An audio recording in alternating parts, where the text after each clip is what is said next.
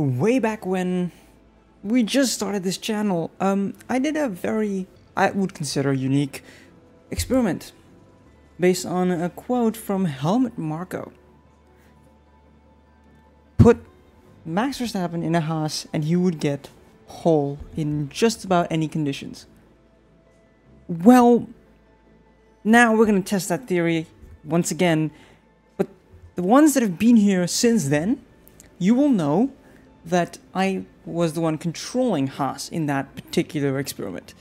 This time around, I thought, why not switch it up slightly based on some of the other experiments that I've done since then, and go with a team that doesn't really matter, and just see what the game engine itself can do with these drivers. Can Max Verstappen get pole in a HAAS? It's pretty unique. It's a pretty interesting question. If you have any more questions like this that you want answered, like what would happen with Lando Norris? I've done one of this type. What would happen with Lando Norris in a Red Bull? You can check that video out on my channel. Like, subscribe if you're interested in more of this kind of stuff while we kind of reflect on the 2023 season as it's gone forward. I'm only going to do one race because I think the single race will kind of give us a baseline of what to do. I did a 1-to-1 swap between Kevin Magnussen and Max Verstappen. So just a switcheroo. That's it. As if like they had like a one-time deal where Max would go into the HAAS for one drive. At the very beginning of the season, you know, we'll see what Max can do. The HAAS car of Max Verstappen is about the 5th best car on the grid. 4th, 5th, around there. So he doesn't have a terrible car in general. Just in race pace, it is terrible. Just ignore the Alfa Romeo because that's not the point. So let's see what he can do, which teams he's going to beat. He's supposed to beat McLaren, he is supposed to beat Alpine, he is supposed to beat Williams, Haas, AlphaTauri, Aston Martin, he's not supposed to beat. So basically, you see which cars from Mercedes, Ferrari, and Aston Martin and Red Bull, which of these cars does he beat convincingly, as in beats both of the drivers? Let's see what he can do. It's 11 days. We're going to take a look at what he does in Bahrain. Can he, even in race trim, get something out of this? Now, first things first we want to do is actually just see, in terms of simulation, how the simulations go in terms of practice sessions. So FP1, FP2, FP3 have been finished. We'll take a look at what Max Verstappen did in every practice session. So, FP1, Max Verstappen was behind Nico Hülkenberg 2/10 in the end. That's surprising. You would expect them to... They're about the same. So, the teams that they were supposed to beat, they have beaten. Quite convincingly. The other teams, not so much. FP2... Max Verstappen got 4/10 on his teammate. Within a second of the two Ferraris, the Red Bull... right behind Kevin Magnussen, was on hards, by the way. And then the next one was 5th. So he's improved from, what is it, 10th, 6th, 5th. So he's made a steady improvement, consistently. Time to see what he can do in qualifying. I'm going to simulate qualifying as well, just for argument's sake. Let's simulate FQ1. Joe was out. And Max Verstappen was 7th. Not bad. Where was Nico Hülkenberg? 12th. Very good. There is a time difference of around 4/10. A little bit more than 4/10. So that's not a giant difference, but it's a difference where it could become noticeable. And let's take a look at FQ2. and 14th was the best we could do. And Max Verstappen makes it to Q3. That's a better time than he did in Q1.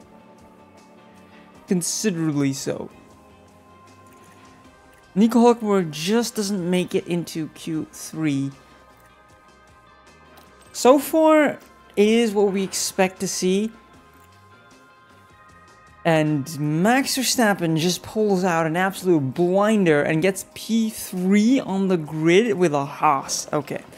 This could mean that we are on a very, very convincing run. He was half a second quicker than his Q2 time. Damn. He outqualified both Aston Martins, both Alpines, both Mercedes, and one of Red Bull and one Ferrari. Okay. I mean, there is Max Verstappen stuff, and then there's that performance. Race day has arrived. And now we're going to see what he can do in the race. I'm going to simulate most of the race. I'm just going to let the engine, the game, do its thing. I am not really going to... I'm going to put a setup, the strategy on these cars. I'm going to retire right away. We're going to take a look at what happens in the entirety of the race. I'll do a short rundown of if anything special happens. Probably not, because it's Bahrain. Bahrain tends to be the most moderate race of the season. We'll see what happens. P3 for Max Verstappen. So we need to see what he can do with a strategy. With the Bahrain Grand Prix. And it's lights out, and away we go. And remember to use the overtake button. We're gonna retire the car. We're gonna retire the car. Box. We need to slow it. Okay, sorry. Okay. Time to see what Verstappen can do. So we have We're gonna rush this forward. Verstappen unable to really hold on to P3, I think. He's struggling. He's holding on to P3 quite well against Stroll. He's staying just enough ahead.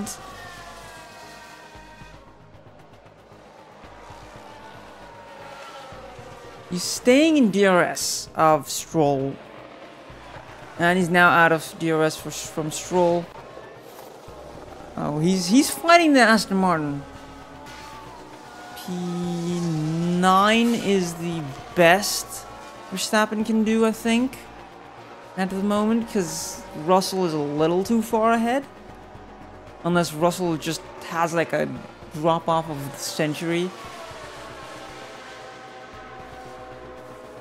which is unlikely.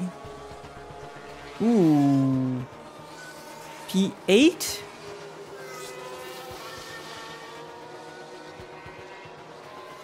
Is looking like it's on the cards. Alonso is on the run, actually, so you need to be careful for that. 4 laps left to go. Can Verstappen overtake both Russell and Hamilton to finish ahead of both Mercedes cars? 3 laps left to go, and he's caught up to 1 Mercedes. And he's overtaking both Mercedes. He's gonna finish ahead of both Mercedes cars. Oh wow, he's gonna finish ahead of both Mercedes cars. That is surprising. Perez has crossed the line first. Verstappen finishes 6th overall. Magnussen is out of the point, so there's that difference. Zhou Guan Yu won't be hoping to repeat. And our drivers weren't really happy. But the point is, Max couldn't hold on to P3. Although the qualifying was amazing. And obviously, Helmut Marko did say, you put him on HAAS, he could put the car on pole. He could have put the car on pole. A mistake or two from Leclerc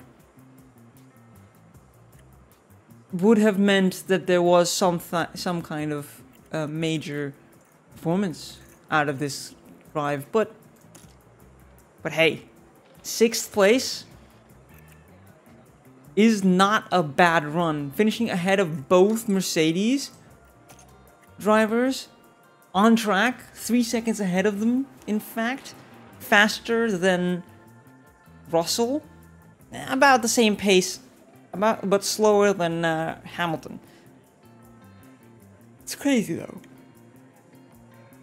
The only driver in the top 10, the only drivers in the top 10 without their teammate having joined them. It's like you change the name of the Haas team to Red Bull and you've just got Red Bull drivers. You've just got 2x2x2x2x2 in the top 10. You got the 2 Alpines, 2 Aston Martins, the 2 Mercedes, the 2 Ferraris, and then Red Bull and Max Verstappen. Like, that's what you've got. But no, the answer is, again, even with the game controlling things and me not botching strategies, Max Verstappen won't really get pole in a Haas. He could, but he wouldn't win in a Haas. At least not in the Haas that they had in 2023. Which was, to be fair, the worst tire wear on a car ever. At least for this season. Anyway, thank you guys for watching. If you like this kind of video, this kind of experimentation, let me know in the comments. Let me know what you like, if you want to see specific experiments. Wow, can I English much? And any suggestions? Like the video, please. Kind of helps, even if you don't want to comment. Thank you guys for watching, and I hope to see you guys in the next one. Peace out.